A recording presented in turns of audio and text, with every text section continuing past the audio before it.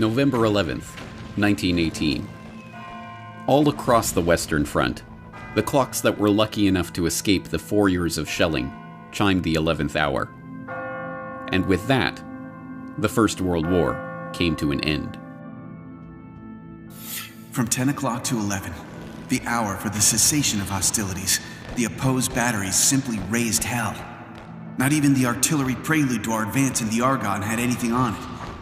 To an attempted advance was out of the question. It was not a barrage. It was a deluge. Nothing quite so electrical in effect as the sudden stop that came at 11 a.m. has ever occurred to me. It was 10:60 precisely, and the roar stopped like a motor car hitting a wall. The resulting quiet was uncanny in comparison. From somewhere far below ground, Germans began to appear. They clambered to the parapets and began to shout wildly. They threw their rifles, hats, bandoliers, bayonets, and trench knives toward us. They began to sing. Lieutenant Walter A. Davenport, 101st Infantry Regiment, U.S. Army.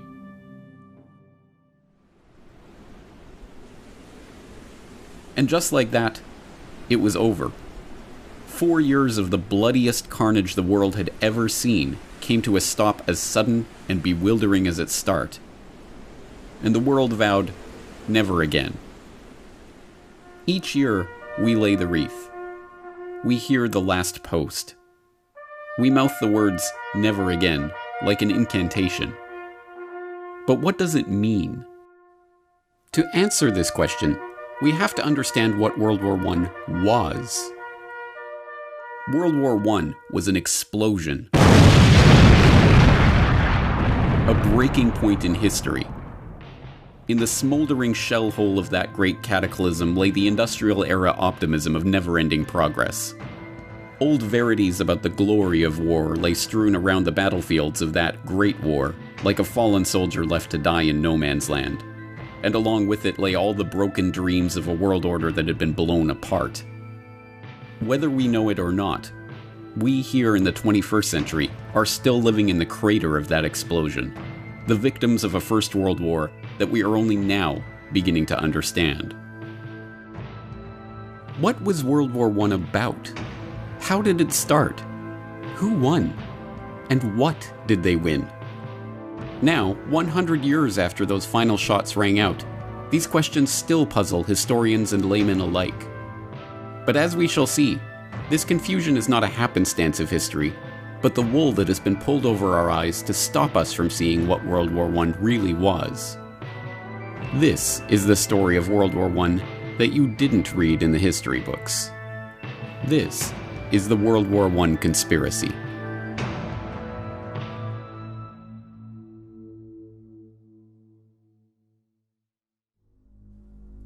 Part 1.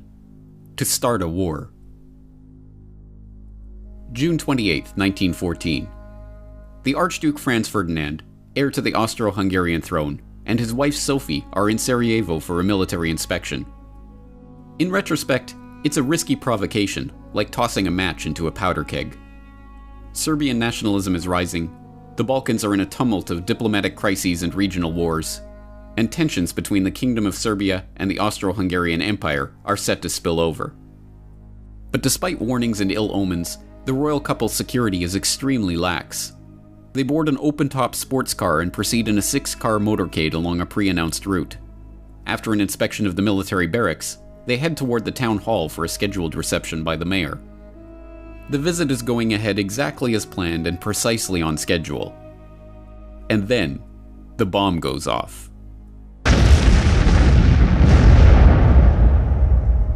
As we now know, the motorcade was a death trap. 6 assassins lined the royal couple's route that morning, armed with bombs and pistols. The first 2 failed to act, but the third, Nedeljko Chabrinovic, panicked and threw his bomb into the folded back of the Archduke's convertible. It bounced off onto the street, exploding under the next car in the convoy. Franz Ferdinand and his wife, unscathed, were rushed onto the town hall, passing the other assassins along the route too quickly for them to act. Having narrowly escaped death, the Archduke called off the rest of his scheduled itinerary to visit the wounded from the bombing at the hospital. By a remarkable twist of fate, The driver took the couple down the wrong route, and, when ordered to reverse, stopped the car directly in front of the delicatessen where would-be assassin Gavrilo Princip had gone after having failed in his mission along the motorcade. There, 1.5 meters in front of Princip, was the Archduke and his wife. He took 2 shots, killing both of them. Yes, even the official history books, the books written and published by the winners, record that the First World War started as the result of a conspiracy. After all, it was, as all freshman history students are taught, the conspiracy to assassinate the Archduke Franz Ferdinand that led to the outbreak of war. That story, the official story of the origins of World War I, is familiar enough by now. In 1914, Europe was an interlocking clockwork of alliances and military mobilization plans that, once set in motion, ticked inevitably toward all-out warfare. The assassination of the Archduke was merely the excuse to set that clockwork in motion, and the resulting July crisis of diplomatic and military escalations led with perfect predictability to continental and, eventually, global war. In this carefully sanitized version of history, World War I starts in Sarajevo on June 28, 1914. But this official history leaves out so much of the real story about the build-up to war that it amounts to a lie. But it does get one thing right. The First World War was the result of a conspiracy. To understand this conspiracy, we must turn not to Sarajevo and the conclave of Serbian nationalists plotting their assassination in the summer of 1914, but to a chilly drawing room in London in the winter of 1891. There, 3 of the most important men of the age, men whose names are but dimly remembered today, are taking the first concrete steps toward forming a secret society that they have been discussing amongst themselves for years. The group that springs from this meeting will go on to leverage the wealth and power of its members to shape the course of history, and, 23 years later, will drive the world into the first truly global war. Their plan reads like outlandish historical fiction. They will form a secret organization dedicated to the extension of British rule throughout the world and the ultimate recovery of the United States of America as an integral part of a British empire. The group is to be structured along the lines of a religious brotherhood. The Jesuit order is repeatedly invoked as a model, divided into 2 circles. An inner circle, called the Society of the Elect, who are to direct the activity of the larger outer circle, dubbed the Association of Helpers, who are not to know of the inner circle's existence. British rule and inner circles and secret societies. If presented with this plan today, many would say it was the work of an imaginative comic book writer. But the 3 men who gathered in London that winter afternoon in 1891 were no mere comic book writers. They were among the wealthiest and most influential men in British society, and they had access to the resources and the contacts to make that dream into a reality. Present at the meeting that day, William T. Stead, famed newspaper editor whose Pall Mall Gazette broke ground as a pioneer of tabloid journalism and whose Review of Reviews was enormously influential throughout the English-speaking world. Reginald Brett, later known as Lord Esher, an historian and politician who became friend, confidant, and advisor to Queen Victoria, King Edward VII, and King George V, and who was known as one of the primary powers behind the throne of his era. And Cecil Rhodes, the enormously wealthy diamond magnate whose exploits in South Africa and ambition to transform the African continent would earn him the nickname of Colossus by the satirists of the day. But Rhodes's ambition was no laughing matter. If anyone in the world had the power and ability to form such a group at the time, it was Cecil Rhodes. Richard Grove, historical researcher and author, tragedyandhope.com. Cecil Rhodes also was from Britain. He was educated at Oxford, but he only went to Oxford after he went to South Africa. He had an older brother. He follows him to South Africa. The older brother was working in the diamond mines, and by the time Rhodes gets there, he's got a setup, and his brother says, I'm going to go off and dig in the gold mines. They just found gold. And so he leaves Cecil Rhodes, his younger brother, who's like in his 20s, with this whole diamond mining operation. Rhodes then goes to Oxford, comes back down to South Africa, with the help of Lord Rothschild, who had funding efforts behind De Beers and taking advantage of that situation. And from there, they start to use there's no other term than slave labor, which then turns in later to the apartheid policy of South Africa. Well, Rhodes was particularly important because in many ways, at the end of the 19th century, he seriously epitomized where capitalism was, where wealth really lay. Jerry Docherty, World War I scholar and co-author of Hidden History, The Secret Origins of the First World War. Rhodes had the money and he had the contact. He was a great Rothschild man, and his mining wealth was literally uncountable. He wanted to associate himself with Oxford because Oxford gave him the kudos of the university of knowledge, of that kind of power. And in fact, that was centered in a very secretive place called All Souls College. Still, you'll find many references to All Souls College and people behind the curtain and such phrases, power behind thrones. Rhodes was centrally important in actually putting money up in order to begin to gather together like-minded people of great influence. Rhodes was not shy about his ambitions, and his intention to form such a group were known to many. Throughout his short life, Rhodes discussed his intentions openly with many of his associates who, unsurprisingly, happened to be among the most influential figures in British society at that time. More remarkably, this secret society, which was to wield its power behind the throne, was not a secret at all. The New York Times even published an article discussing the founding of the group in the April 9, 1902 edition of the paper, shortly after Rhodes's death.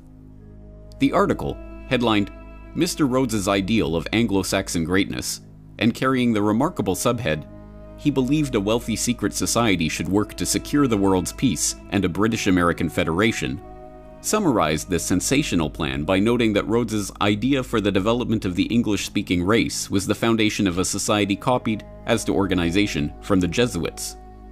Noting that his vision involved uniting the United States Assembly and our House of Commons to achieve the peace of the world, the article quotes Rhodes as saying, "The only thing feasible to carry out this idea is a secret society gradually absorbing the wealth of the world." This idea is laid down in black and white in a series of wills that Rhodes wrote throughout his life. Wills that not only laid out his plan to create such a society and provided the funds to do so, but, even more remarkably, were collected in a volume published after his death by co-conspirator William T. Stead. Rhodes also left his great deal of money, not having any children, not having married, dying at a young age, left it in a very well-known last will and testament, of which there were several different editions, naming different benefactors, naming different executors.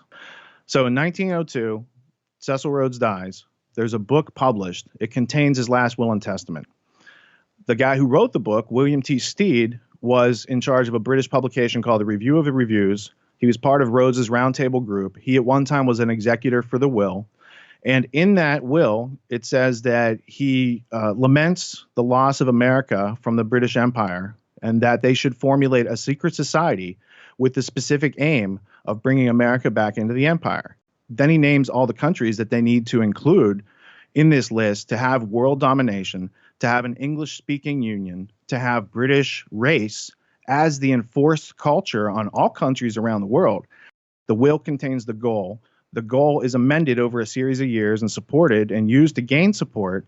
And then by the time he dies in 1902, there's funding, there's a plan, there's an agenda, there's working groups, and it all launches and then takes hold. And then not too long later, you've got World War I. And then from that, you've got World War II. And then you've got a century of control and slavery that really could have been prevented. When, at the time of Rhodes' death in 1902, this secret society decided to partially reveal itself, it did so under the cloak of peace. It was only because they desired world peace, they insisted, that they had created their group in the first place. and only for the noblest of reasons that they aimed to gradually absorb the wealth of the world. But contrary to this pacific public image, from its very beginnings, the group was interested primarily in war. In fact, one of the very first steps taken by this Rhodes Roundtable, as it was known by some, was to maneuver the British Empire into war in South Africa. This Boer War of 1899 to 1902 would serve a dual purpose. It would unite the disparate republics and colonies of South Africa into a single unit under British imperial control, and, not incidentally, it would bring the rich gold deposits of the Transvaal Republic into the orbit of the Rothschilds Rhodes-controlled British South Africa Company. The war was, by the group's own admission, entirely its doing. The point man for the operation was Sir Alfred Milner, a close associate of Rhodes and a member of the secret society's inner circle who was then the governor of the British Cape Colony. Although largely forgotten today, Alfred Milner, later 1st Viscount Milner, was perhaps the most important single figure in Britain at the dawn of the 20th century. From Rhodes's death in 1902, he became the unofficial head of the Round Table Group and directed its operations, leveraging the vast wealth and influence of the group's exclusive membership to his own ends. With Milner, there was no compunction or moral hand-wringing about the methods used to bring about those ends. In a letter to Lord Roberts, Milner casually confessed to having engineered the Boer War. "I precipitated the crisis, which was inevitable, before it was too late. It is not very agreeable, and in many eyes, not a very creditable piece of business to have been largely instrumental in bringing about a war." When Rhodes's co-conspirator and fellow secret society Inner Circle member William Stead objected to war in South Africa, Rhodes told him, "You will support Milner in any measure that he may take short of war. I make no such limitation. I support Milner absolutely without reserve. If he says peace, I say peace. If he says war, I say war. Whatever happens, I say ditto to Milner." The Boer War, involving unimaginable brutality, including the death of 26,000 women and children in the world's first British concentration camps, ended as Rhodes and his associates intended, with the formerly separate pieces of South Africa being united under British control. Perhaps even more importantly from the perspective of the secret society, it left Alfred Milner as High Commissioner of the new South African Civil Service, a position from which he would cultivate a team of bright, young, largely Oxford-educated men who would go on to serve the group and its ends. And from the end of the Boer War onward, those ends increasingly centered around the task of eliminating what Milner and the Round Table perceived as the single greatest threat to the British Empire: Germany.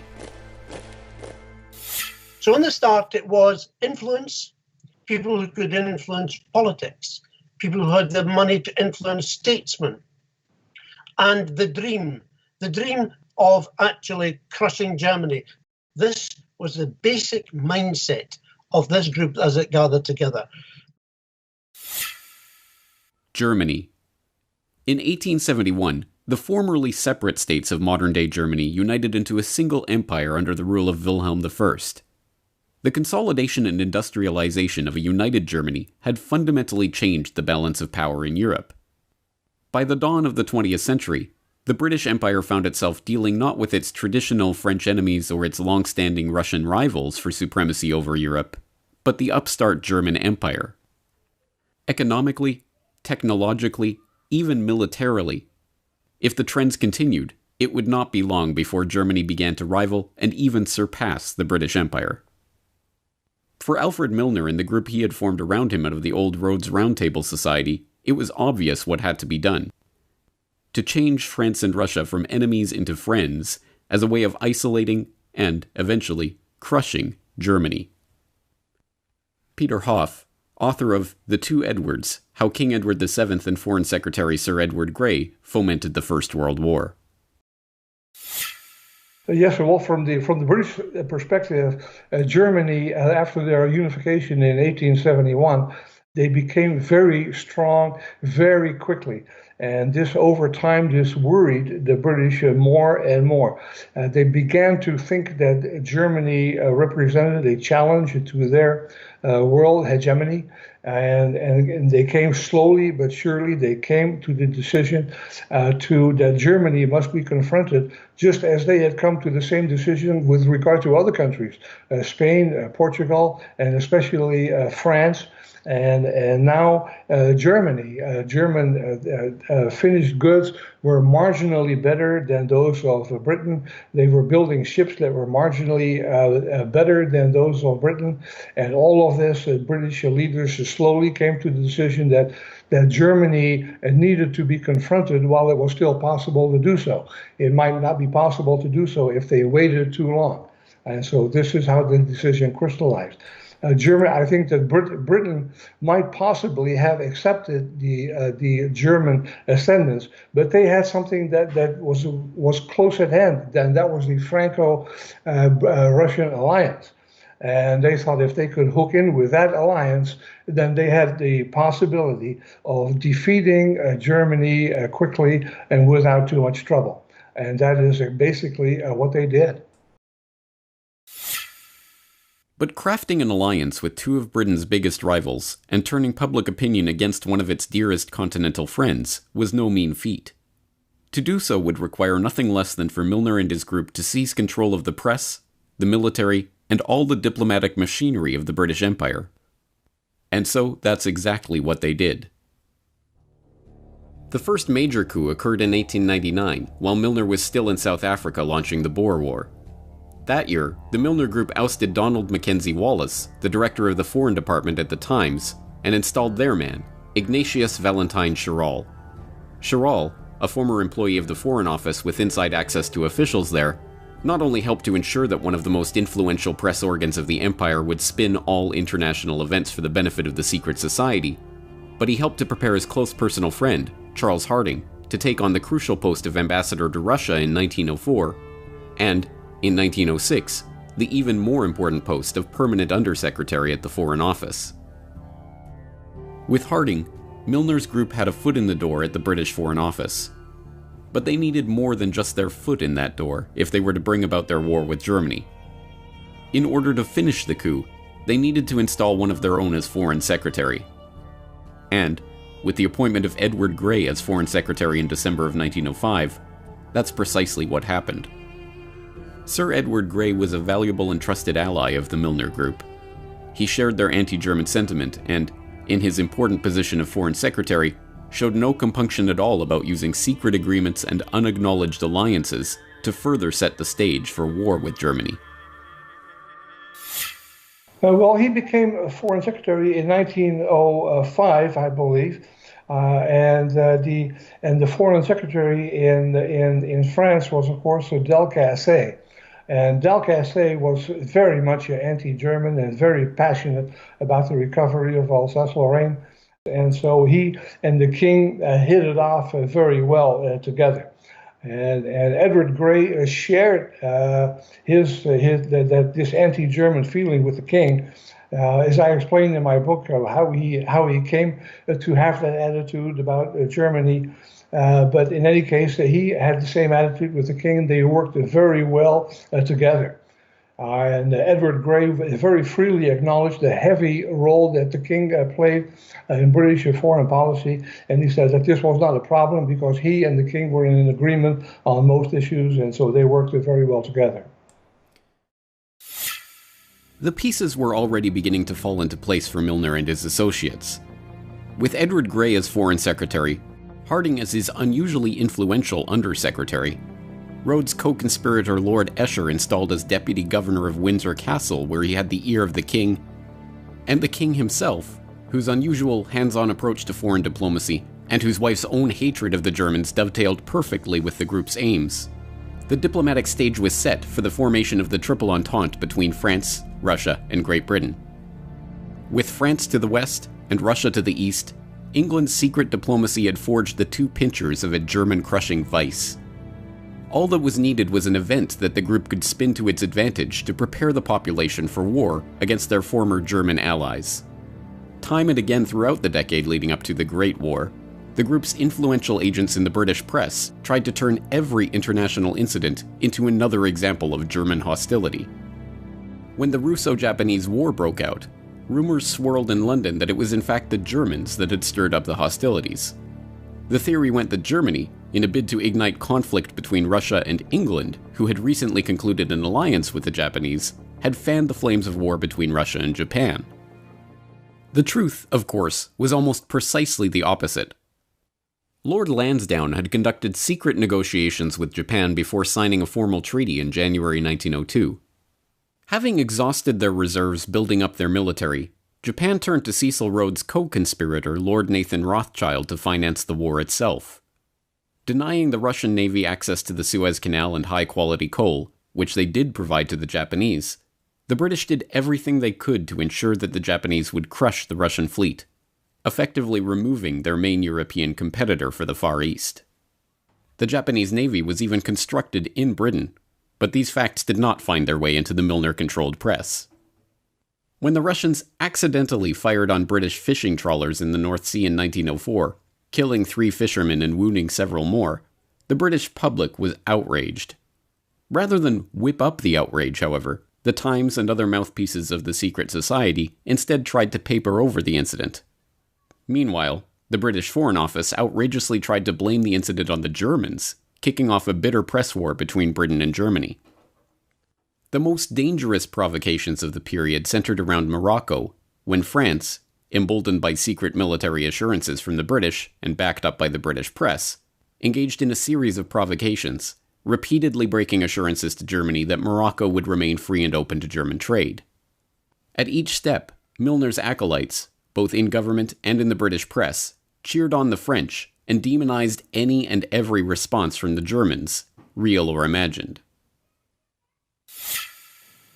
Given that we're living in a world of territorial aggrandizement, there was a concocted incident over Morocco, and the allegation that Germany was secretly trying to take over the British-French influence in Morocco, and that literally was nonsense.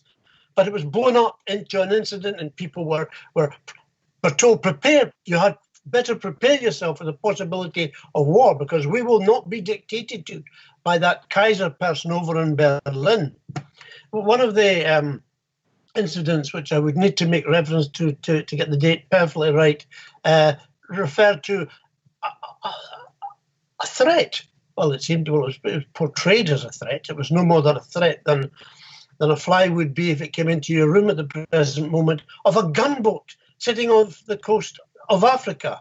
And it was purported that this was the sign that, in fact, Germany was going to have a deep water port and they were going to use it as a springboard to interrupt British shipping. When we researched it, Jim and I discovered that the size of that so-called gunboat was physically smaller than the King of England's royal yacht. But history has portrayed this as a massive threat to the British Empire and its masculinity, if you like, because that's how they saw themselves.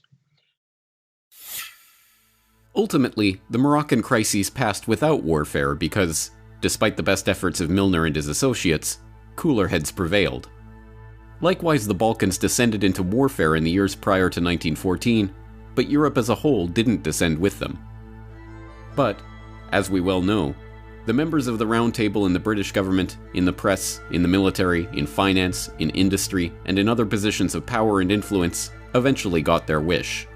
Franz Ferdinand was assassinated, and within a month, the trap of diplomatic alliances and secret military compacts that had been so carefully set was sprung. Europe was at war. In retrospect, the machinations that led to war are a masterclass in how power really operates in society. The military compacts that committed Britain, and ultimately the world, to war had nothing to do with elected parliaments or representative democracy. When Conservative Prime Minister Arthur Balfour resigned in 1905, deft political manipulations ensured that members of the Round Table, including Herbert Henry Asquith, Edward Grey, and Richard Haldane, 3 men who Liberal leader Henry Campbell Bannerman privately accused of Milner worship, seamlessly slid into key posts in the new Liberal government and carried on the strategy of German encirclement without missing a step. In fact, the details of Britain's military commitments to Russia and France, and even the negotiations themselves, were deliberately kept hidden from members of Parliament and even members of the cabinet who were not part of the secret society. It wasn't until November 1911, a full 6 years into the negotiations, that the cabinet of Prime Minister Herbert Henry Asquith started to learn the details of these agreements that had been repeatedly and officially denied in the press and in Parliament. This is how the cabal functioned. Efficiently, quietly, and, convinced of the righteousness of their cause, completely uncaring about how they achieved their ends. It is to this clique, not to the doings of any conspiracy in Sarajevo, that we can attribute the real origins of the First World War, with the 9 million dead soldiers and 7 million dead civilians that lay piled in its wake. But for this cabal, 1914 was just the start of the story. In keeping with their ultimate vision of a united Anglo-American world order, the jewel in the crown of the Milner Group was to embroil the United States in the war, to unite Britain and America in their conquest of the German foe. Across the Atlantic, the next chapter in this hidden history was just getting underway.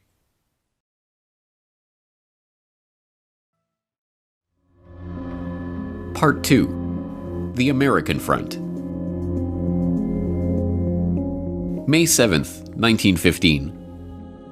Colonel Edward Mandell House is on his way to meet with King George V, who ascended to the throne after Edward VII's death in 1910. Accompanying him is Edward Grey, British Foreign Secretary and acolyte of the Milner Group. The two speak of the probability of an ocean liner being sunk, and House informs Grey that, if this were done, a flame of indignation would sweep across America, which would in itself probably carry us into the war. An hour later, at Buckingham Palace, King George V inquires about an even more specific event. We fell to talking, strangely enough, of the probability of Germany sinking a transatlantic liner. He said, suppose they should sink the Lusitania with American passengers on board. And, by a remarkable coincidence, at 2 o'clock that afternoon, just hours after these conversations took place, that is precisely what happened.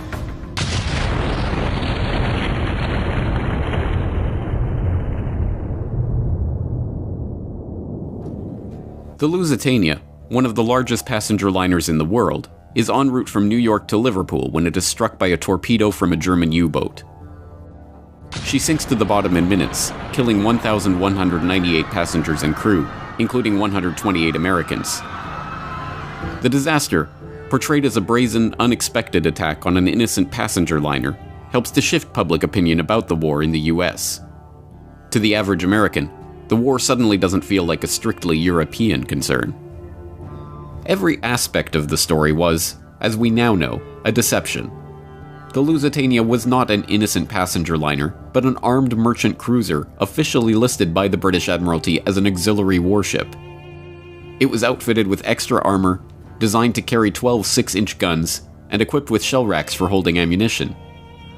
On its transatlantic voyage, the ship was carrying war material, specifically more than 4 million .303 rifle bullets and tons of munitions including shells, powder, fuses, and gun cotton in unrefrigerated cargo holds that were dubiously marked cheese, butter, and oysters. This secret manifest was officially denied by the British government for generation after generation, but in 2014, a full 99 years after the event, internal government documents were finally released in which the government admitted the deception. And, most remarkably of all, by Edward Mandell House's own account, both Edward Grey and King George V himself were discussing the sinking of the Lusitania just hours before the event took place. It's a story that provides a window into the secret society's years-long campaign to draw the United States into World War I. But in order to understand this story, we have to meet Edward Mandell House and the other Milner Group co-conspirators in America. Strange as it might seem, there were no shortage of such co-conspirators in the US.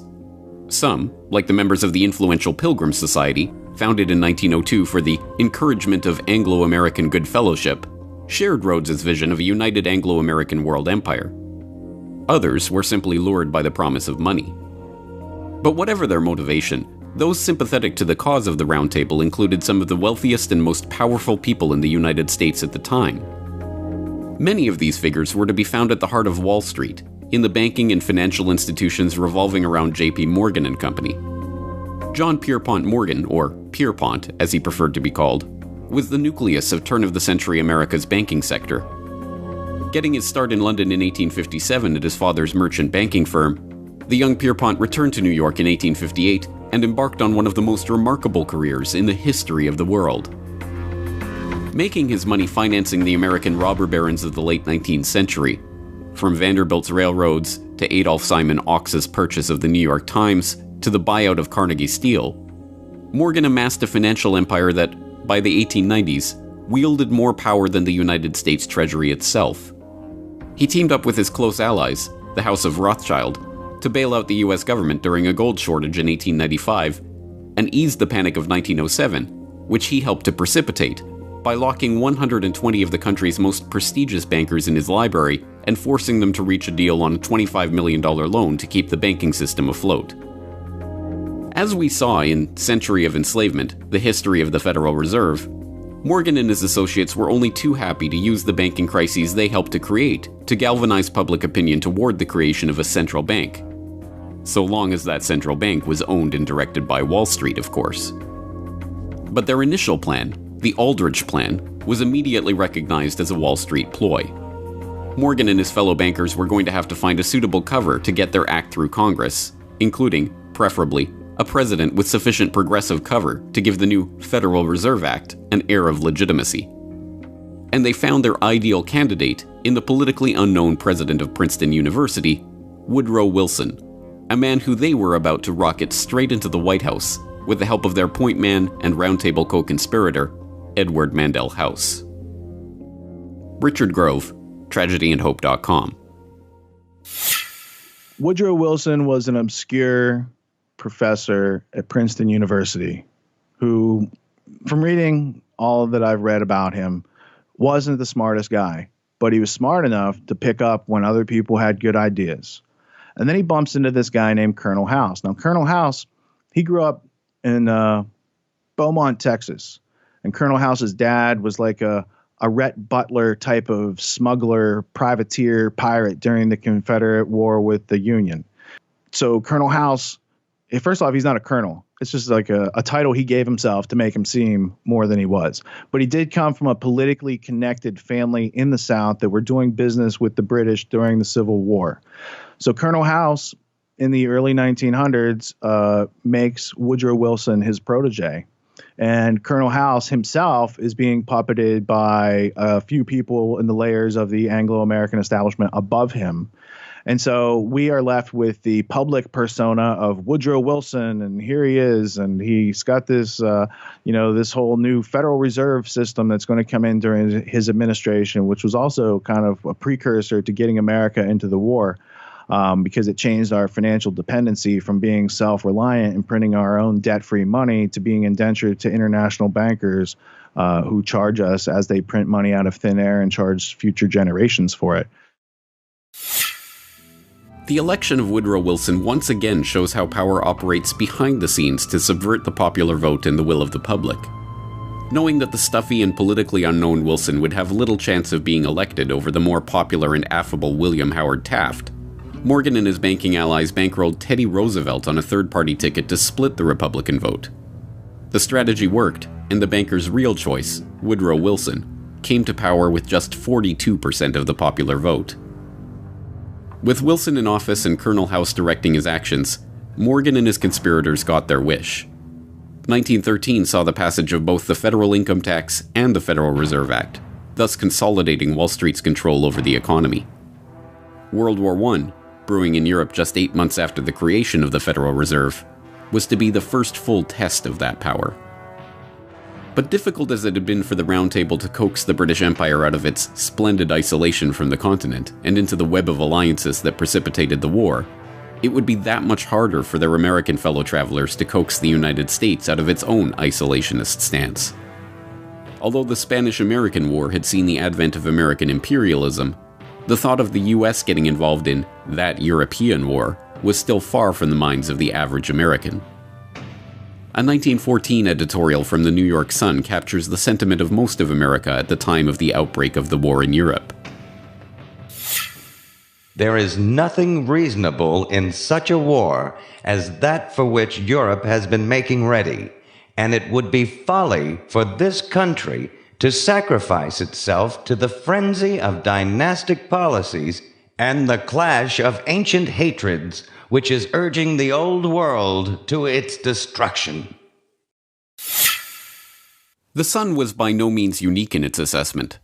A vote taken among 367 newspapers throughout the United States in November of 1914 found just 105 pro-Ally and 20 pro-German papers, with the vast majority, 242 of them, remaining firmly neutral and recommending that Uncle Sam stay out of the conflict. Once again, just as they did in Britain, the cabal was going to have to leverage its control of the press and key governmental positions to begin to shape public perception and instill pro-war sentiment. And once again, the full resources of these motivated co-conspirators were brought to bear on the task. One of the first shells in this barrage of propaganda to penetrate the American consciousness was the rape of Belgium, a catalogue of scarcely believable atrocities allegedly committed by the German forces in their invasion and occupation of Belgium at the start of the war. In a manner that was to become the norm in 20th century propaganda, the stories had a kernel of truth. There is no doubt that there were atrocities committed and civilians murdered by German forces in Belgium. But the propaganda that was spun from those kernels of truth was so over the top in its attempts to portray the Germans as inhuman brutes that it serves as a perfect example of war propaganda. The American population at that time had a lot of German people in it. 30 to 50% of the population had relations back to Germany. So there had to be this very clever propaganda campaign. It's known today as babies on bayonets. So if you have no interest in World War I, but you think it's interesting to study propaganda so you don't get fooled again, then type it into your favorite search engine, babies on bayonets, World War I. You'll see hundreds of different posters where the Germans are bayoneting babies, and it brings about emotions, and it doesn't give you the details of anything, and emotions drive wars, not facts. Facts are left out and deleted all the time in order to create wars. So I think that putting facts back in might help prevent wars. But I do know that they like to drive people on emotion. The babies on bayonets, getting America into World War I, that's a key part of it. Children who had their hands chopped off, nuns that were raped, shocking things, genuinely shocking things. The Canadian officer who was nailed to a St. Andrew's cross on a church door and left there to bleed to death. These were the great myths peddled in order to defame and bring down the whole image of any justification for German action and try and influence America into war. Jerry Docherty, co-author of Hidden History, The Secret Origins of the First World War. That's not to say that there weren't atrocities on both sides.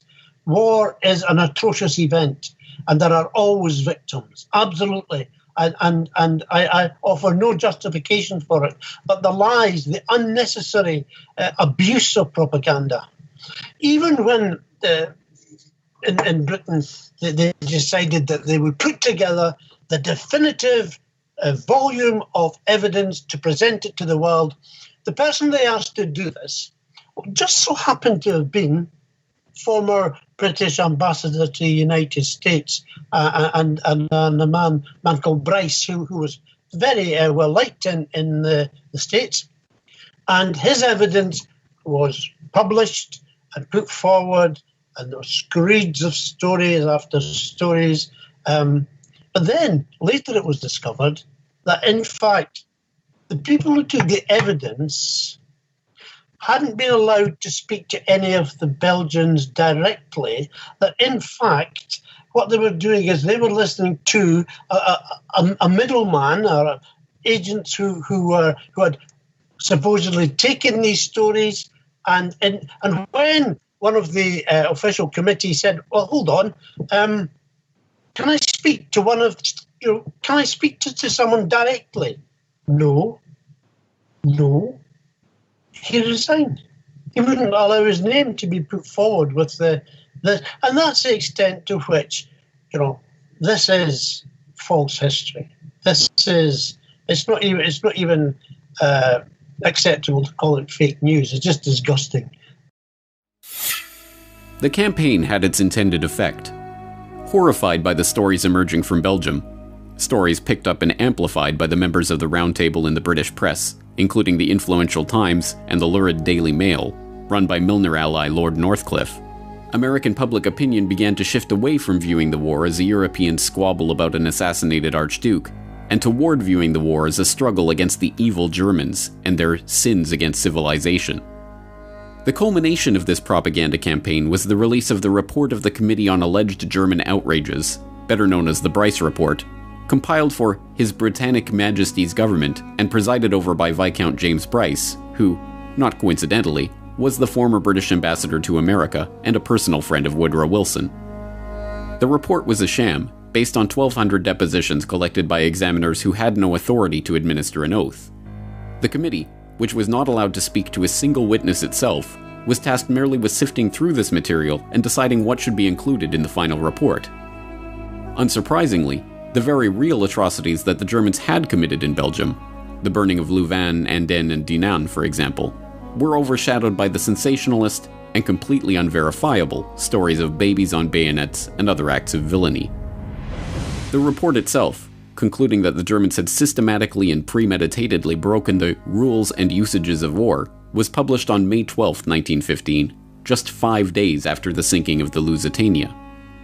Directly between these two events, on May 9, 1915, Colonel House, the man who Wilson called his second personality and his independent self, wrote a telegram which the president dutifully read to his cabinet and was picked up by newspapers across the country. America has come to the parting of the ways, when she must determine whether she stands for civilized or uncivilized warfare. We can no longer remain neutral spectators. Our action in this crisis will determine the part we play when peace is made, and how far we may influence a settlement for the lasting good of humanity. We are being weighed in the balance, and our position amongst nations is being assessed by mankind. But despite this all-out propaganda assault, the American public was still largely against entering the war. It was in this context that the same group of Wall Street financiers who had maneuvered Wilson into the White House presided over the 1916 presidential election, one that the country knew would decisively conclude America's neutrality in the war, or its decision to send forces to engage in European combat for the first time in history. The bankers left nothing to chance. Wilson, who would predictably follow House's lead on all matters, including war, was still their preferred candidate. But his competitor, Charles Evan Hughes, was no less of a Wall Street man. Hughes's roots were as a Wall Street lawyer. His firm represented the New York, Westchester, and Boston Railroad Company for J.P. Morgan and Company, and the Baptist Bible class that he led boasted many wealthy and influential members, including John D. Rockefeller Jr. The affable Hughes was stiff competition for the wooden and charmless Wilson, but such was the importance of American neutrality that "He kept us out of war" actually became the central slogan of the campaign that saw Wilson return to the White House. And then, of course, came the famous election of 1916. Wilson wasn't popular, but Wilson simply, he had no kind of public persona which warmed people. On the contrary, he was a cold fish. He had dubious links with several of those who were powerful in Wall Street. But his propaganda for re-election was, he kept us out of war. Here was a man, vote for Wilson, he kept us out of war. An inherent promise that he would continue to keep America out of war. And in fact, of course, within months, America was thrown into the war by its own government. He kept us out of war.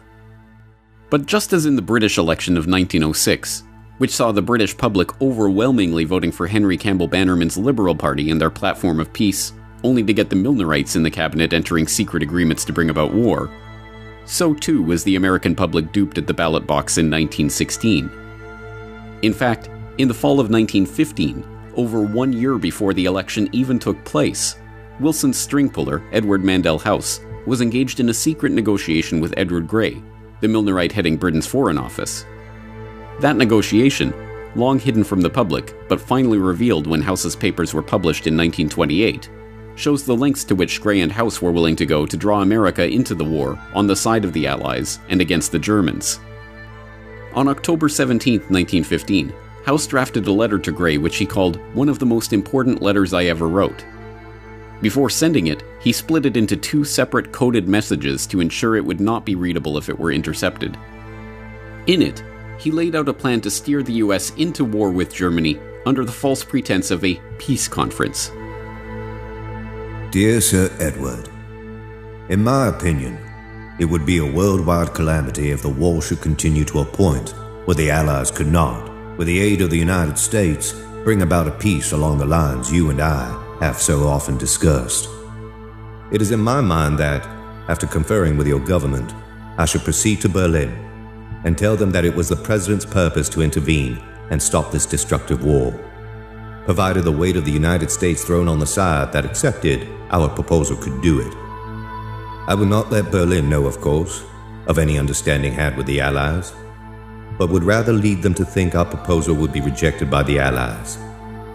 This might induce Berlin to accept the proposal, but if they do not do so, it would nevertheless be the purpose to intervene. Perhaps realizing the gravity of what was being proposed, Woodrow Wilson, the man who would later be elected for his ability to keep America out of war, merely added the word probably to House's assurance that America would join the war. The negotiations for this plan continued throughout the fall of 1915 and winter of 1916. In the end, the British government balked at the proposal because the thought that the Germans might actually accept peace, even a peace of disarmament brokered by the US, was not enough. They wanted to crush Germany completely, and nothing less than total defeat would be sufficient. Another pretense would have to be manufactured to embroil the US in the war. When, on the morning of May 7, 1915, House assured Grey and King George that the sinking of the Lusitania would cause a flame of indignation to sweep across America, he was correct. When he said it would probably carry us into war, he was mistaken. But in the end, it was the naval issue that eventually became the pretext for America's entry into war. The history books of the period, following the familiar pattern of downplaying Allied provocations and focusing only on the German reactions, highlight the German policy of unrestricted submarine warfare which led to the downing of the Lusitania. The practice, which called for German U-boats to attack merchant ships on sight, was in contravention of the international rules of the sea at the time and was widely abhorred as barbaric. But the policy was not instituted out of any insane bloodlust on the part of the Kaiser. It was in response to Britain's own policy of breaking international rules of the sea. At the outbreak of war in 1914, the British had used their position of naval superiority to begin a blockade of Germany. That campaign, described as one of the largest and most complex undertakings attempted by either side during the First World War, involved the declaration of the whole of the North Sea as a war zone.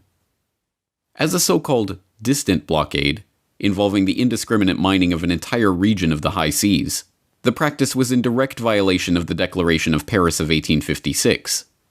The indiscriminate nature of the blockade, declaring the most basic of supplies like cotton and even food itself to be contraband, was a violation of the Declaration of London of 1909. More to the point, as an attempt to starve an entire country into submission, it was a crime against humanity. Eventually reduced to a starvation diet of 1,000 calories per day, tuberculosis, rickets, edema, and other maladies began to prey at those Germans who did not succumb to hunger. By the end of the war, the National Health Office in Berlin calculated that 763,000 people had died as a direct result of the blockade. Perversely, the blockade did not end with the war. In fact, with Germany's Baltic coast now effectively added to the blockade, the starvation actually continued and even intensified into 1919. Faced with protestations from the Austrian ambassador about the illegality of the British blockade, Colonel House, now America's de facto president, merely observed, "He forgets to add that England is not exercising her power in an objectionable way, for it is controlled by a democracy." This double standard was not the exception, but the rule when it came to those in America's East Coast establishment who were hungry to see the US join the Allies on the battlefields of Europe. As historian and author Ralph Ryko explained in a 1983 lecture, it was these double standards that led directly to America's entry into the war. The Wilson administration now takes the position which will ultimately lead to war. The German government is to be held strictly accountable for the death of any Americans on the high seas, regardless of circumstances. The Germans say, well, let's see if we can live with this, as long as you're willing to put pressure on the British to have them modify their violations of international law. That is, they're placing a food on the list of contraband materials, which had never been done before. The British, as you know, take your merchant ships off the high seas on the way to Rotterdam, because they say anything that goes to Rotterdam is going to go to Germany. So they take American ships off the high seas. The British have put cotton on the list of contraband, confiscating these materials.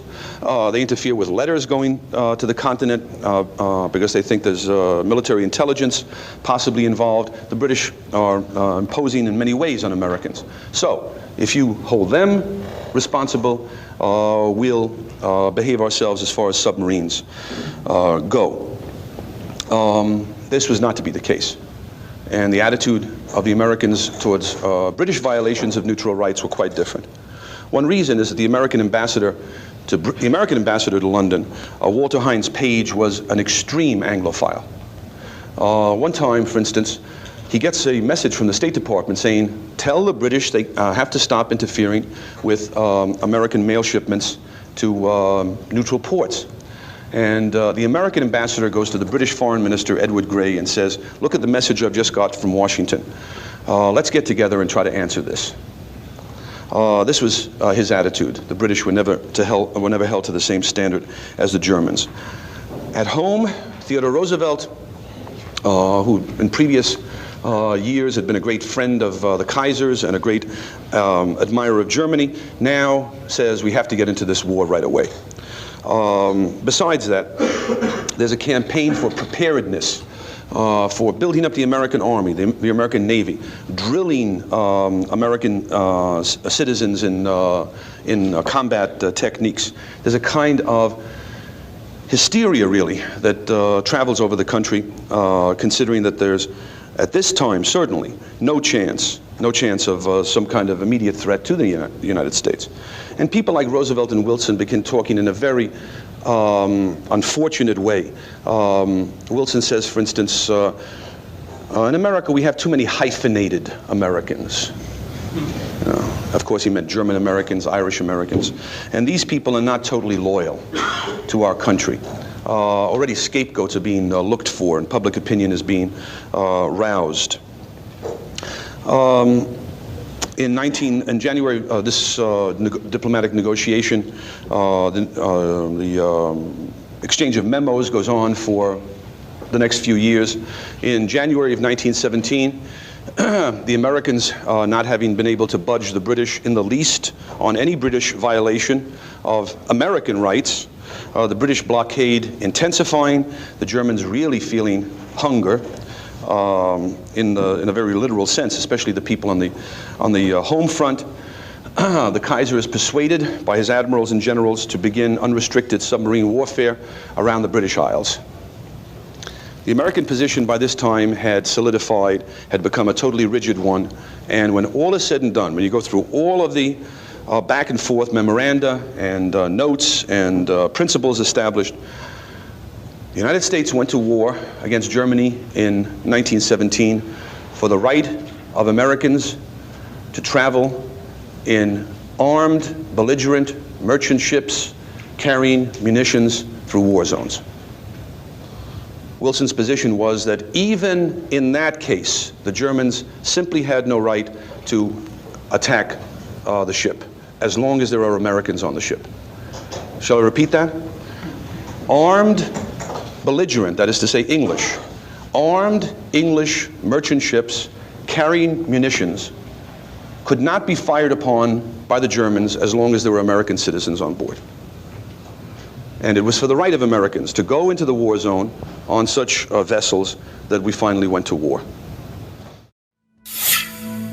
After months of deliberations, and with the situation on the home front becoming increasingly desperate, the German military commanders decided to resume their unrestricted submarine warfare in 1917. As expected, U.S. merchant ships were sunk, including 4 ships in late March alone. On April 2, 1917, Woodrow Wilson made his historic speech calling for Congress to declare war on Germany and commit U.S. troops to European battlefields for the first time. The speech, made over 100 years ago by and for a world that has long since passed away, still resonates with us today. Embedded within it is the rhetoric of warfare that has been employed by president after president, prime minister after prime minister, in country after country, and war after war, right down to the current day. From it comes many of the phrases that we still recognize today as the language of lofty ideals and noble causes that always accompany the most bloody and ignoble wars. With a profound sense of the solemn and even tragical character of the step I am taking, and of the grave responsibilities which it involves, but in unhesitating obedience to what I deem my constitutional duty, I advise that the Congress declare the recent course of the Imperial German government to be, in fact, nothing less than war against the government and people of the United States. The world must be made safe for democracy. Its peace must be planted upon the tested foundations of political liberty. We have no selfish ends to serve. We desire no conquest, no dominion.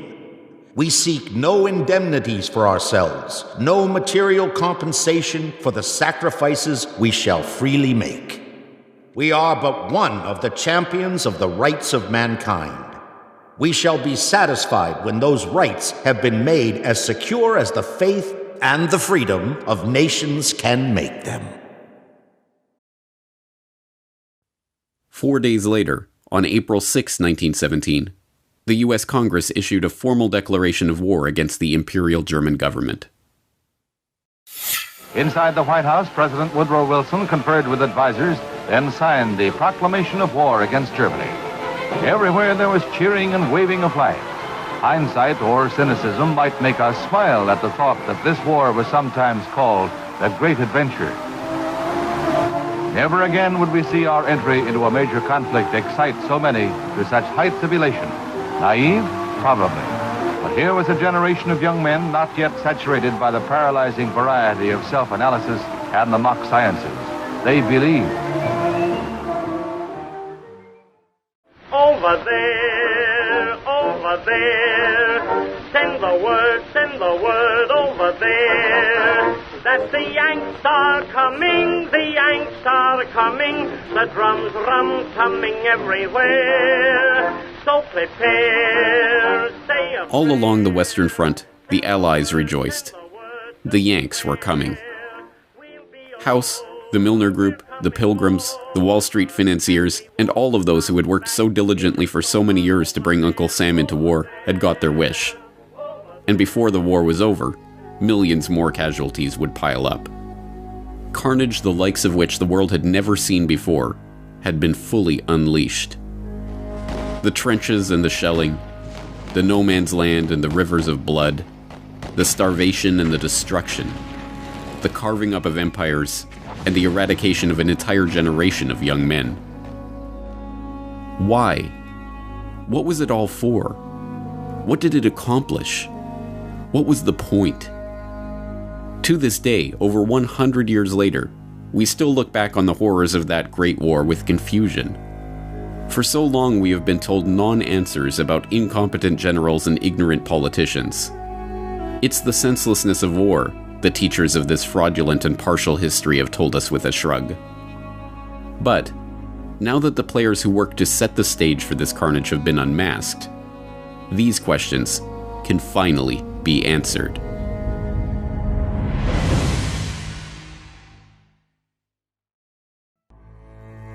Part 3. A New World Order.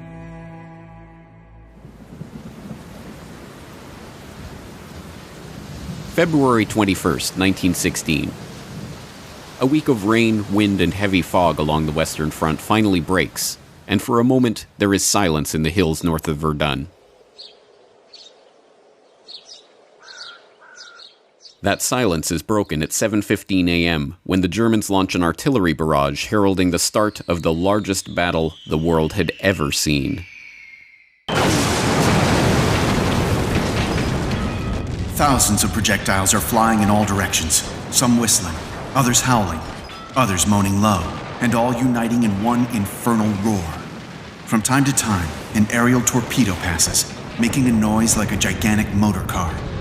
With a tremendous thud, a giant shell bursts quite close to our observation post, breaking the telephone wire and interrupting all communication with our batteries. A man gets out at once for repairs, crawling along on his stomach through all this place of bursting mines and shells. It seems quite impossible that he should escape in the rain of shell, which exceeds anything imaginable. There has never been such a bombardment in war. Our man seems to be enveloped in explosions and shelters himself from time to time in the shell craters which honeycomb the ground. Finally, he reaches a less stormy spot, mends his wires, and then, as it would be madness to try to return, settles down in a big crater and waits for the storm to pass. Beyond, in the valley, dark masses are moving over the snow-covered ground. It is the German infantry advancing in packed formation along the valley of the attack.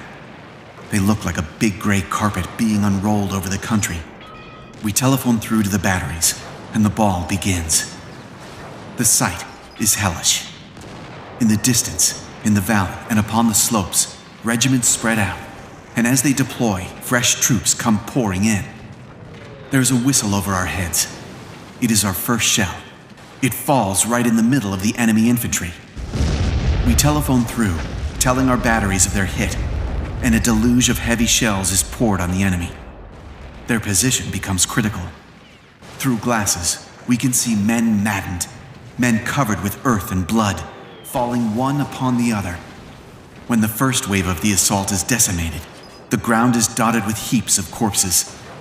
But the second wave is already pressing on.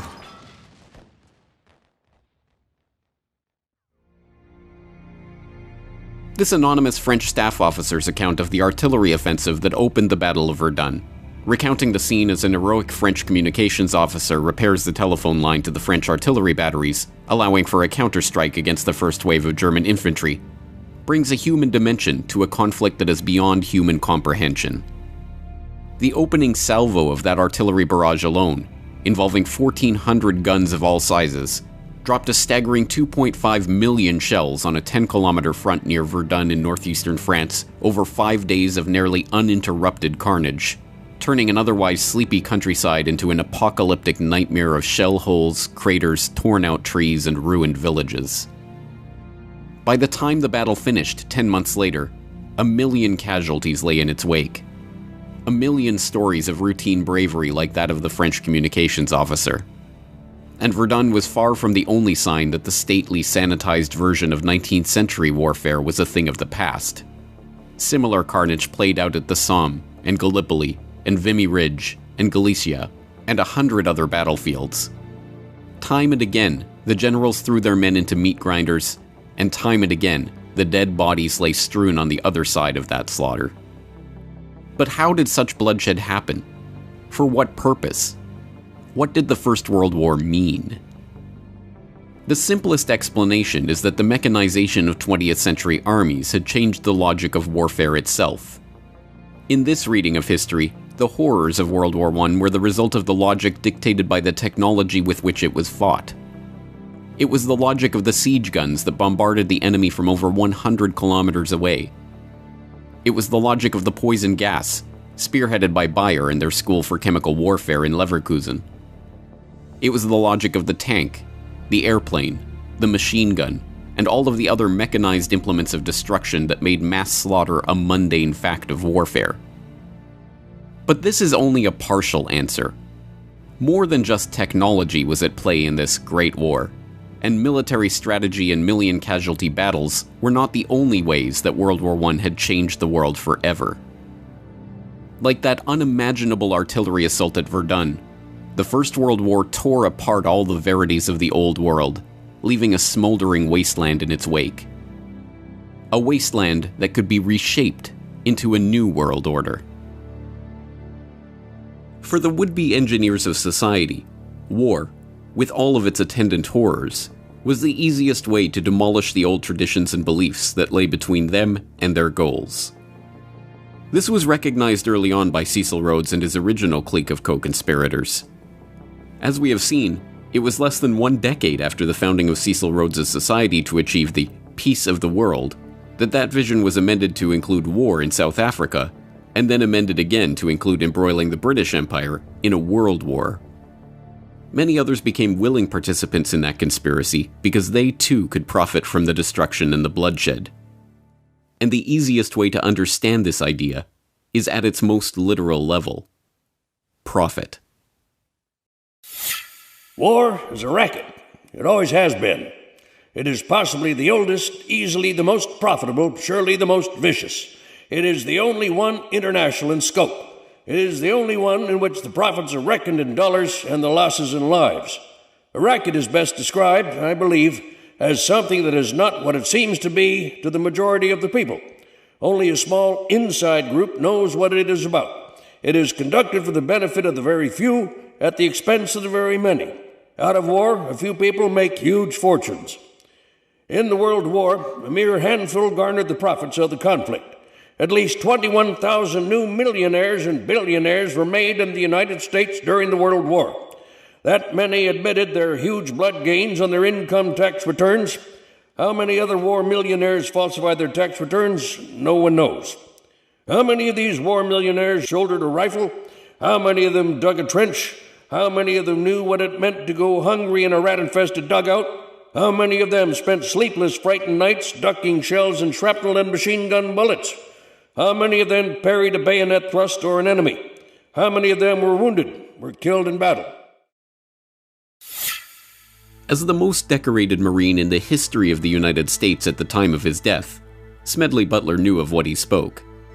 Having seen the minting of those tens of thousands of new millionaires and billionaires out of the blood of his fellow soldiers, his famous rallying cry, "War is a racket," has resonated with the public since he first began, in his own memorable words, trying to educate the soldiers out of the sucker class. Indeed, the war profiteering on Wall Street started even before America joined the war. Although, as J.P. Morgan partner Thomas Lamont noted, at the outbreak of the war in Europe, American citizens were urged to remain neutral in action, in word, and even in thought. Our firm had never for one moment been neutral. We didn't know how to be. From the very start, we did everything we could to contribute to the cause of the Allies. Whatever the personal allegiances that may have motivated the bank's directors, this was a policy that was to yield dividends for the Morgan Bank that even the greediest of bankers could scarcely have dreamed of before the war began. John Pierpont Morgan himself died in 1913, before the passage of the Federal Reserve Act he had stewarded into existence, and before the outbreak of war in Europe.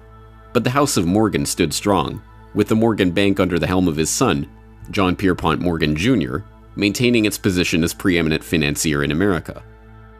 The young Morgan moved quickly to leverage his family's connections with the London banking community, and the Morgan Bank signed its first commercial agreement with the British Army Council in January 1915, just 4 months into the war. That initial contract, a $12 million purchase of horses for the British war effort to be brokered in the US by the House of Morgan, was only the beginning. By the end of the war, the Morgan Bank had brokered $3 billion in transactions for the British military, equal to almost half of all American supplies sold to the Allies in the entire war. Similar arrangements with the French, Russian, Italian, and Canadian governments saw the bank broker billions more in supplies for the Allied war effort. But this game of war financing was not without its risks. If the Allied powers were to lose the war, the Morgan Bank and the other major Wall Street banks would lose the interest on all of the credit they had extended to them. By 1917, the situation was dire. The British government's overdraft with Morgan stood at over $400 million, and it was not clear that they would even win the war, let alone be in a position to repay all their debts when the fighting was over. In April 1917, Just 8 days after the US declared war on Germany, Congress passed the War Loan Act extending $1 billion in credit to the Allies. The first payment of $200 million went to the British, and the entire amount was immediately handed over to Morgan as partial payment on their debt to the bank. When, a few days later, $100 million was parceled out to the French government, it too was promptly returned to the Morgan coffers. But the debts continued to mount, and throughout 1917 and 1918, the US Treasury, aided by the Pilgrim Society member and avowed Anglophile Benjamin Strong, president of the newly created Federal Reserve, quietly paid off the Allied powers' war debts to J.P. Morgan. What I think is interesting is also the bankers' viewpoint here. America was so deeply involved in that war, financing. There was so much money which could only really be repaid as long as Britain and France won. That had they lost, the loss on the American the stock exchange, the stock market, Wall Street, your great industrial giants would have been horrendous.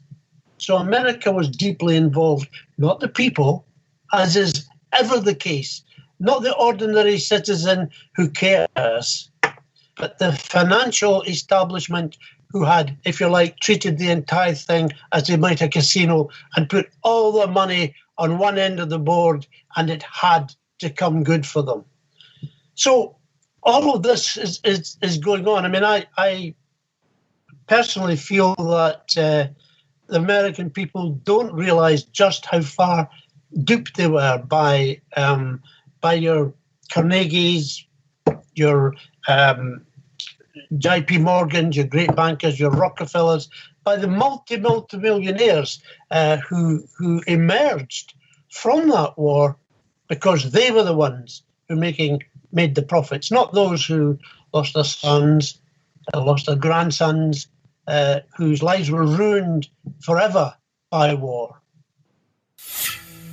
After America officially entered the war, the good times for the Wall Street bankers got even better. Bernard Baruch, the powerful financier who personally led Woodrow Wilson into Democratic Party headquarters in New York like a poodle on a string to receive his marching orders during the 1912 election, was appointed to head the newly created War Industries Board. With war hysteria at its height, Baruch and the fellow Wall Street financiers and industrialists who populated the board were given unprecedented powers over manufacture and production throughout the American economy, including the ability to set quotas, fix prices, standardize products, and, as a subsequent congressional investigation showed, pad costs so that the true size of the fortunes that the war profiteers extracted from the blood of the dead soldiers were hidden from the public. Spending government funds at an annual rate of $10 billion, the board minted many new millionaires in the American economy. Millionaires who, like Samuel Prescott Bush of the infamous Bush family, happened to sit on the War Industries Board. Bernard Baruch himself was said to have personally profited from his position as head of the War Industries Board to the tune of $200 million. The extent of government intervention in the economy would have been unthinkable just a few years before. The National War Labor Board was set up to mediate labor disputes. The Food and Fuel Control Act was passed to give the government control over the distribution and sale of food and fuel. The Army Appropriations Act of 1916 set up the Council of National Defense, populated by Baruch and other prominent financiers and industrialists, who oversaw private sector coordination with the government in transportation, industrial and farm production, financial support for the war, and public morale. In his memoirs at the end of his life, Bernard Baruch openly gloated, "The experience had a great influence upon the thinking of business and government. WIB had demonstrated the effectiveness of industrial cooperation and the advantage of government planning and direction. We helped inter the extreme dogmas of laissez-faire, which had for so long molded American economic and political thought. Our experience taught that government direction of the economy need not be inefficient or undemocratic, and suggested that in time of danger, it was imperative." But it was not merely to line the pockets of the well-connected that the war was fought. More fundamentally, it was a chance to change the very consciousness of an entire generation of young men and women. For the class of would-be social engineers that arose in the Progressive Era, from economist Richard T. Ely, to journalist Herbert Croly, to philosopher John Dewey, the Great War was not a horrific loss of life or a vision of the barbarism that was possible in the age of mechanized warfare, but an opportunity to change people's perceptions and attitudes about government, the economy, and social responsibility. Dewey, for example, wrote of the social possibilities of war. In every warring country, there has been the same demand that in the time of great national stress, production for profit be subordinated to production for use. Legal possession and individual property rights have had to give way before social requirements. The old conception of the absoluteness of private property has received the world over a blow from which it will never wholly recover. All countries on all sides of the world conflict responded in the same way, by maximizing their control over the economy, over manufacturing and industry, over infrastructure, and even over the minds of their own citizens. Germany had its Kriegssozialismus, or war socialism, which placed control of the entire German nation, including its economy, its newspapers, and, through conscription, its people, under the strict control of the army. In Russia, the Bolsheviks used this German war socialism as a basis for their organization of the nascent Soviet Union. In Canada, the government rushed to nationalize railways, outlaw alcohol, institute official censorship of newspapers, levy conscription, and, infamously, introduce a personal income tax as a temporary wartime measure that continues to this day. The British government soon recognized that control of the economy was not enough. The war at home meant control of information itself.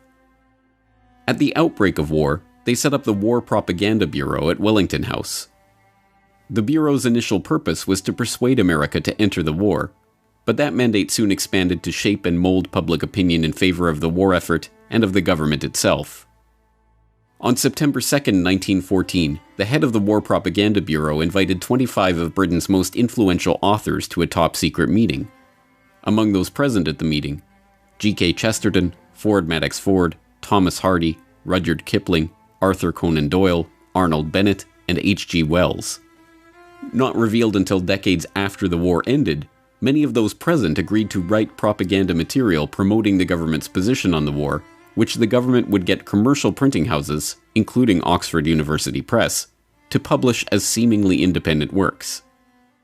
Under the secret agreement, Arthur Conan Doyle wrote To Arms, John Masefield wrote Gallipoli and The Old Front Line, Mary Humphrey Ward wrote England's Effort and Towards the Goal, Rudyard Kipling wrote The New Army in Training, G.K. Chesterton wrote The Barbarism of Berlin. In total, the Bureau published over 1,160 propaganda pamphlets over the course of the war. Hilaire Belloc later rationalized his work in service of the government. It is sometimes necessary to lie damnably in the interests of the nation. War correspondent William Beach Thomas was not so successful in the battle against his own conscience. I was thoroughly and deeply ashamed of what I'd written for the good reason that it was untrue. The vulgarity of enormous headlines and the enormity of one's own name did not lessen the shame. But the Bureau's efforts were not confined to the literary world. Film, visual art, recruitment posters, no medium for swaying the hearts and minds of the public was overlooked. By 1918, the government's efforts to shape perception of the war, now officially centralized under a Minister of Information, Lord Beaverbrook, was the most finely tuned purveyor of propaganda the world had yet seen. Even foreign propaganda, like the infamous Uncle Sam that went beyond a recruitment poster to become a staple of American government iconography, was based on a British propaganda poster featuring Lord Kitchener. Control of the economy. Control of populations. Control of territory. Control of information. World War I was a boon for all of those who wanted to consolidate control of the many in the hands of the few. This was the vision that united all those participants in the conspiracies that led to the war itself. Beyond Cecil Rhodes and his secret society, there was a broader vision of global control for the would-be rulers of society who were seeking what tyrants had lusted after since the dawn of civilization: control of the world. World War I was merely the first salvo in this clique's attempts to create not a reordering of this society or that economy, but a new world order. What World War I allowed these globalists, these Anglophiles, these people who wanted the English-speaking union to reign over the whole world, what it allowed them to do was militarize American thinking. And what I mean by that is there was a whistleblower called Norman Dodd. He was the head researcher for the Reese Committee that looked into how nonprofit foundations were influencing American education away from freedom. And what they found was the Carnegie Institute for International Peace was seeking to understand how to make America a wartime economy, how to take the state apparatus over, how to change the education to get people to continually consume, how to have arms production ramp up. And then once this happened in World War I, if you look at what happened in the 1920s, you've got people like Major General Smedley Butler, who is using the U.S. military to advance corporate interests in Central and South America and doing some very caustic things to the indigenous people, insofar as these were not American policies really before the Spanish-American War in 1898, meaning that going and taking foreign military action was not part of the diplomatic strategy of America prior to our engagement with the British Empire in the late 1800s and as it ramped up after Cecil Rhodes's death. So what these people gained was the foothold for world government from which they could get, through globalism, what they called a new world order. The creation of this new world order was no mere parlor game. It meant a complete redrawing of the map, the collapse of empires and monarchies, the transformation of the political, social, and economic life of entire swaths of the globe. Much of this change was to take place in Paris in 1919 as the victors divvied up the spoils of war. But some of it, like the fall of the Romanovs and the rise of the Bolsheviks in Russia, was to take place during the war itself. In hindsight, the fall of the Russian Empire in the midst of the First World War seems inevitable. Unrest had been in the air since Russia's defeat by the Japanese in 1905, and the ferocity of the fighting on the Eastern Front, coupled with the economic hardship, which hit Russia's overcrowded, overworked urban poor particularly hard, made the country ripe for revolt. That revolt happened during the so-called February Revolution, when Tsar Nicholas was swept from power and a provisional government installed in his place. But that provisional government, which continued to prosecute the war at the behest of its French and British allies, was competing for control of the country with the Petrograd Soviet, a rival power structure set up by the socialists in the Russian capital.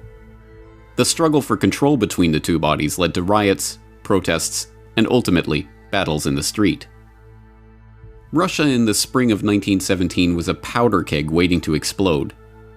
And in April of that year, two matches, one called Vladimir Lenin and one called Leon Trotsky, were thrown directly into that powder keg by both sides of the Great War. Vladimir Lenin, a Russian communist revolutionary who had been living in political exile in Switzerland, saw in the February Revolution his chance to push through a Marxist revolution in his homeland. But, although for the first time in decades his return to that homeland was politically possible, the war made the journey itself an impossibility. Famously, he was able to broker a deal with the German General Staff to allow Lenin and dozens of other revolutionaries to cross through Germany on their way to Petrograd. Germany's reasoning in permitting the infamous SEAL train ride of Lenin and his compatriots is, as a matter of war strategy, straightforward. If a band of revolutionaries could get back to Russia and bog down the provisional government, then the German army, fighting that government, would benefit. If the revolutionaries actually came to power and took Russia out of the war altogether, so much the better. But the curious other side of this story, the one demonstrating how Lenin's fellow communist revolutionary, Leon Trotsky, was shepherded from New York, where he had been living well beyond the means of his income as a writer for socialist periodicals, through Canada, where he was stopped and identified as a revolutionary en route to Russia, and on to Petrograd, is altogether more incredible. And, unsurprisingly, that story is mostly avoided by historians of the First World War. One of the scholars who did not shy away from the story was Anthony Sutton, author of Wall Street and the Bolshevik Revolution, whose meticulous research of State Department documents, Canadian government records, and other historical artifacts pieced together the details of Trotsky's unlikely journey. Trotsky was in New York. He had no income. I summed his income for the year he was in New York. It was about $600. Yet he lived in an apartment. He had a chauffeured limousine. He had a refrigerator, which was very rare in those days. He left New York and went to Canada on his way to the revolution. He had $10,000 in gold on him. He didn't earn more than $600 in New York. He was financed out of New York. There's no question about that. The British took him off the ship in Halifax, Canada. I got the Canadian archives. They knew who he was. They knew who Trotsky was. They knew he was going to start a revolution in Russia. Instructions from London came to put Trotsky back on the boat with his party and allow them to go forward. So there is no question that Woodrow Wilson, who issued the passport for Trotsky, and the New York financiers who financed Trotsky, and the British Foreign Office allowed Trotsky to perform his part in the revolution. After succeeding in pushing through the Bolshevik Revolution in November of 1917, one of Trotsky's first acts in his new position as People's Commissar for Foreign Affairs was to publish the secret treaties and understandings that Russia had signed with France and Britain. These documents revealed the secret negotiations in which the Entente powers had agreed to carve up the colonial world after the war.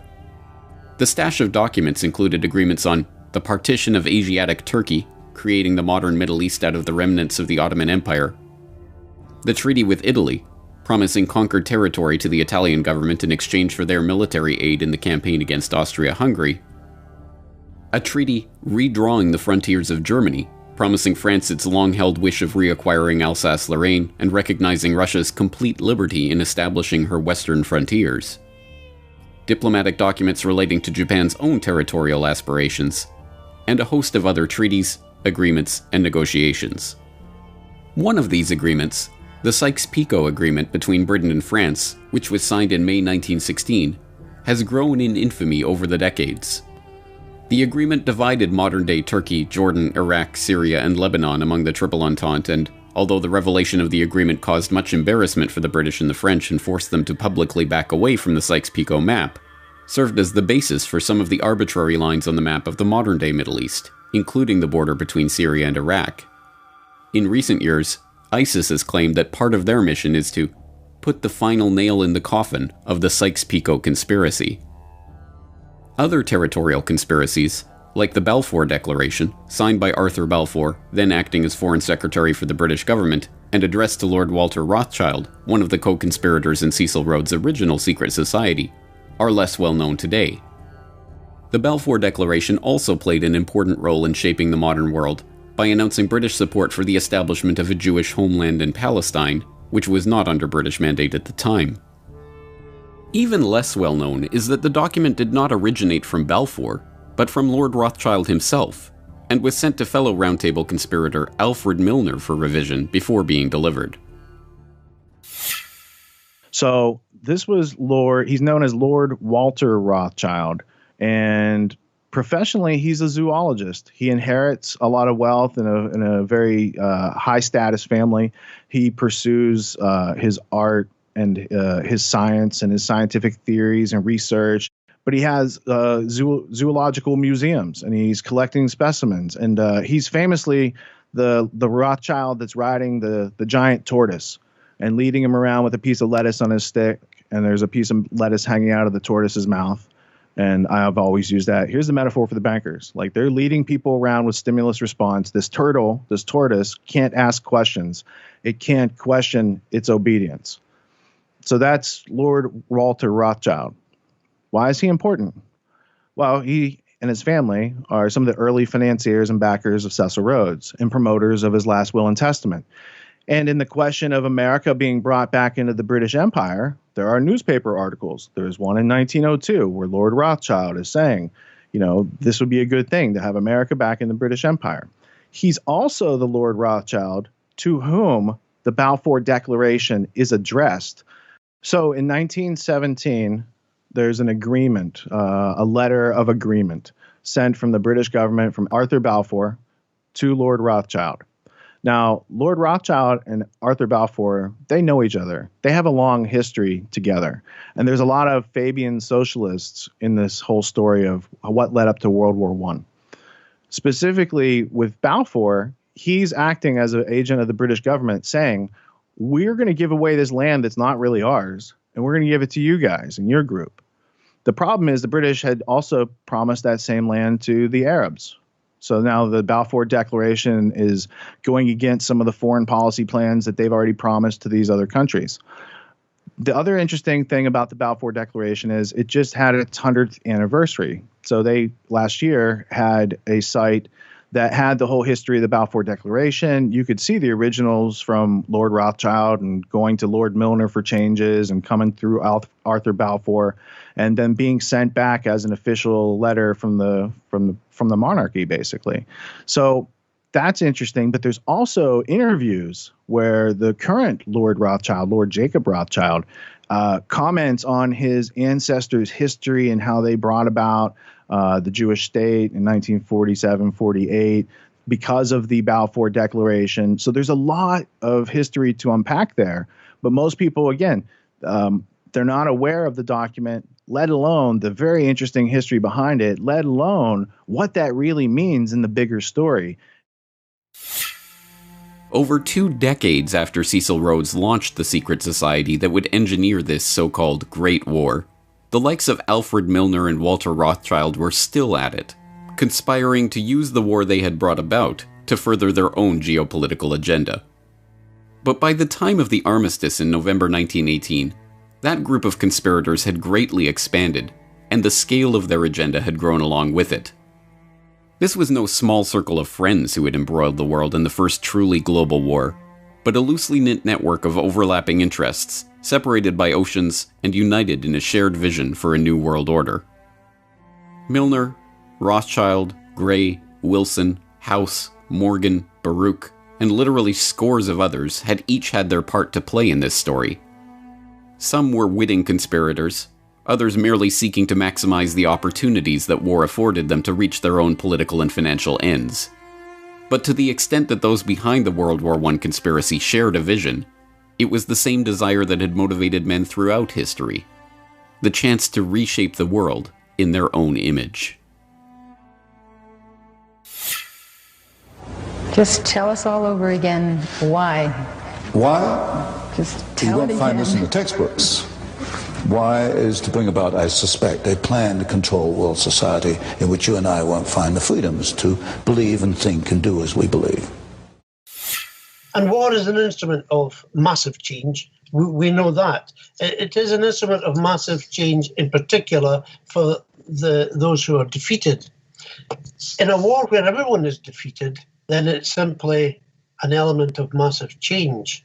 And that's a very deep, thought-provoking concept, that if everyone loses, or if everyone except us, depending on who the us are, loses, then we are going to be in a position to reconstruct in our image. Altogether in the war, who knows, some 10 or 12 million people died. People experienced things both in combat, and the people back home understanding what was happening, that dazed them, that stunned them. You know, it's almost as if for a few generations the peoples of Europe had been increased, sort of like a flock of sheep by their shepherds, okay? Through industrialization, through the spread of liberal ideas and institutions, through the decrease of infant mortality, the raising of standards of living, the population of Europe was enormously greater than it had ever been before. And now the time came to slaughter some part of the sheep for the purposes of the ones who were in control.